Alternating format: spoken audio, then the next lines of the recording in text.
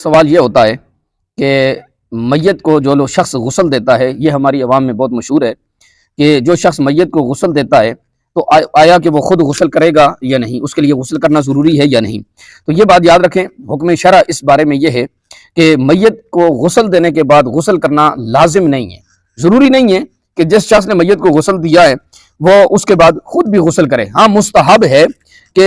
غسل کر لیا جائے۔ اس طرح کی ایک روایت حضرت سیدنا ابو ہریرہ رضی اللہ تعالی عنہ سے ایک روایت ہے کہ رسول کریم صلی اللہ تعالی علیہ وآلہ وسلم نے ارشاد فرمایا کہ جس نے میت کو غسل دیا اسے چاہیے کہ غسل کرے، جس نے میت کو اٹھایا اسے چاہیے کہ وضو کر لے۔ یہ ابو داؤد میں سنن میں یہ روایت موجود ہے کہ اس میں یہ ہے کہ مستحب ہے اگر کسی نے غسل دیا ہے میت کو تو وہ غسل کر لے، یا اس طرح جس نے میت کو اٹھایا ہے وہ وضو کر لے، تو یہ مستحب ہے۔ فتاوی شامی میں بھی اسی طرح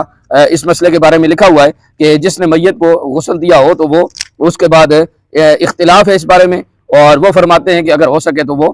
غسل کرے، تو نہ بھی کرے تو اس میں کوئی حرج نہیں ہے۔ تو نتیجہ یہ نکلا کہ جو شخص میت کو غسل دیتا ہے اس کے لیے نہانا کوئی ضروری نہیں ہے، غسل کرنا ضروری نہیں ہے۔ اگر وہ اپنے دل کو تسلی دینے کے لیے غسل کر لیتا ہے تو ہم اس کو منع نہیں کرتے، لیکن اگر کسی نے میت کو غسل دیا تو اس کو علماء جو ہے نا اس کے اوپر لازم قرار نہیں دیتے کہ تو جا کے غسل کر۔